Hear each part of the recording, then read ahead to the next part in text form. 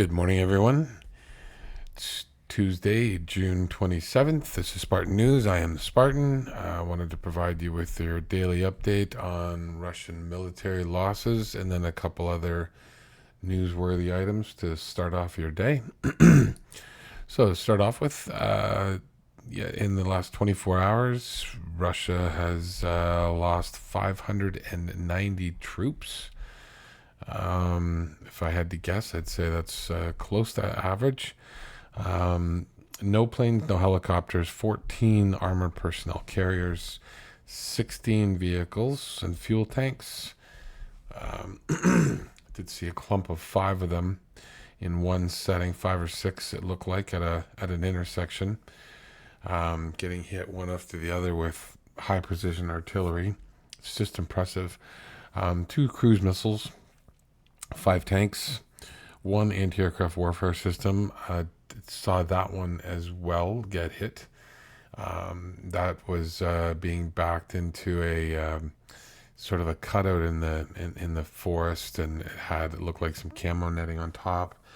And then the drone pulls away, and what looks to be an Excalibur, I would believe, hit very close to it, and basically set off all of its anti-aircraft missiles in different directions. And I always think they look like the smoke monster from Lost, if anybody remembers that show. Anyways, very interesting. Artillery creeping back up again, 28 artillery. Again, 4,083 artillery pieces, tubed artillery pieces. That can be anything from a medium or a heavy mortar all the way up to a Mista S. So, but they all do the same. They all do damage, and they're all equalizers. So taking them out of the battle is fantastic. Six special equipment. No clue what those were. I didn't see anything myself unique in the videos that showed sort of special equipment like trench diggers or bridge layers or deminers or that sort of thing. 10 UAVs, no boats or ships, 2 MLRS, which is always awesome to see. Not only are MLS the great battlefield equalizer, but the grads especially, they're indiscriminate with the way they'll carpet a 1 by 1 square kilometer radius, but hit anything civilian or otherwise in between. So it's good to see those taken out. No Kerch bridges, sitting at $68.4 billion in estimated Russian military losses. In the files of WTF, here is a Russian military, I don't know, what do you call this, an award ceremony. Putin gave a speech and basically said, you actually stopped the civil war, acted clearly and harmoniously in a coordinated manner. Shoigu is also present. He is being awarded for the suppression of Prigozhin's mutiny. Shoigu and Gerasimov and Medvedev and Putin and anybody with any sort of leadership ability whatsoever ran from Moscow to St. Petersburg. I kid you not.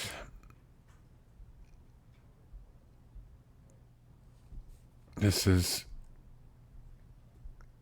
Shoigu was waiting for Putin's speech and probably waiting to receive an order for hiding well. It turned out to be a great strategy in the end. And a note to the Russian army. Like I can't even. Also in the WTF files, Hungarian Prime Minister Viktor Orban, who is a member of NATO. Hungary is a member of NATO and a member of the EU. Viktor Orban said in an interview with the German newspaper Bild that he does not consider Russian President Vladimir Putin a war criminal and thinks that Ukraine can no longer be considered a sovereign state. I wonder who or what inspired Mr. Orban to draw such conclusions. perhaps the record gas discounts that Russia is now offering its allies. Um, he's also blocked yet another military aid package from the EU to Ukraine because Ukraine has supported one of the Hungarian banks being on the sanctioned list. So he's basically no better than Russia. And I've got two things. Second last, you may have heard of the U.S. Military aid package. Another $300 million. As part of the aid package, Ukraine will receive munitions for the HIMARS, anti-tank weapons, including javelins. They're going to receive more ammunition for the Patriot, for the Stinger systems. In addition, they're going to be receiving some additional Bradleys and some additional Strykers. Strykers you haven't seen a lot on the battlefield yet. I was actually able to ride in its predecessor, the Grizzly, way back in the day, and I can tell you just personally, they're just a really, really cool vehicle, and they've been upgraded many times since then, both to the LAV and then to the various versions of the Stryker.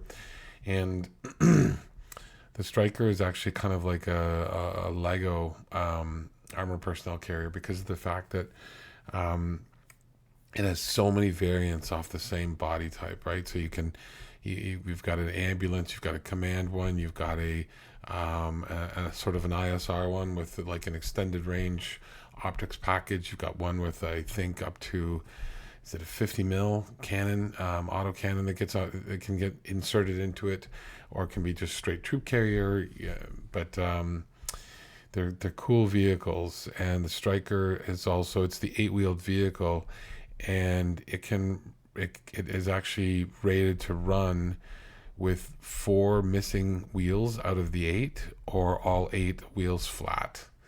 And the Canadians, I know, gave the medical transport version of these called the Super Bison as well, a bunch of those. So anyways, the Strykers are pretty cool vehicles. I like them a lot. The last thing I wanted to mention is that first of all, on my little messy war map, the latest village that has been confirmed to be liberated by the Ukrainians is Rivnopil.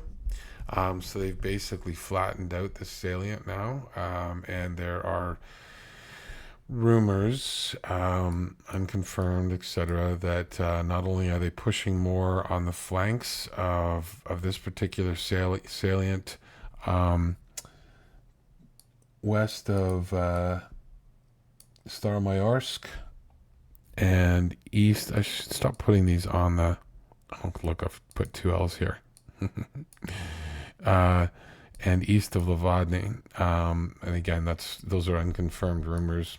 And we do know that up to the northeast as well, the Ukrainians are making extreme headway around Bakhmut.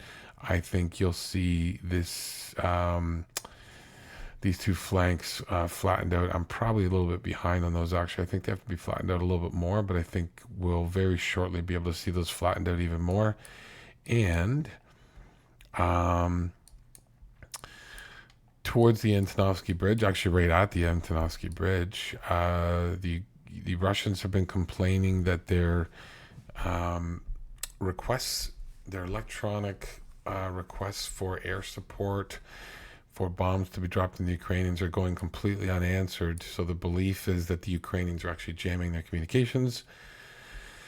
The original Russian source estimated force of Ukrainians that had made it across the Dnieper River near the Antonovsky Bridge towards the village of Oleshki was around 50. Well, now it's estimated around 120. The Russians are complaining that in this spot alone, the Ukrainians are reinforcing themselves. They did actually get a request through. The Russians did to drop one of those Fab 500 bombs onto Ukrainian positions, but the report states that the Russians actually dropped it on their own Russian troops. Very sad to hear that. And there are numerous unconfirmed or Russian source reports that basically along the entire Dnieper River on the left bank, which is the Russian controlled side, that the Ukrainians are contesting for space, have special forces across the river. There's fighting in multiple locations. Watch this space. I'm telling you, this is where this. I'll say it again for anybody who hasn't heard my little soapbox rant before. This is the least fortified from a trenching and minefield perspective. It is the least enforced from a troop perspective. It's got the lowest density of troops on the entire front. Guaranteed. A lot of them have been peeled away to reinforce areas where everybody believes the attacks are actually coming from. It has the least amount of equipment in the area. It has some wide open spaces. I truly believe that this is going to be the breakthrough that we're all waiting for once these bridgeheads get expanded to the point where you can get heavy equipment across the Dnieper River, as well as some fast attack, like Humvees, etc., that will allow them to do end runs and thunder runs around the Russians. So the Kherson region is picking up. Let's just put it that way. That's it for today, or at least for this morning. Have a great day. Tell someone you love them. Slava Ukraini.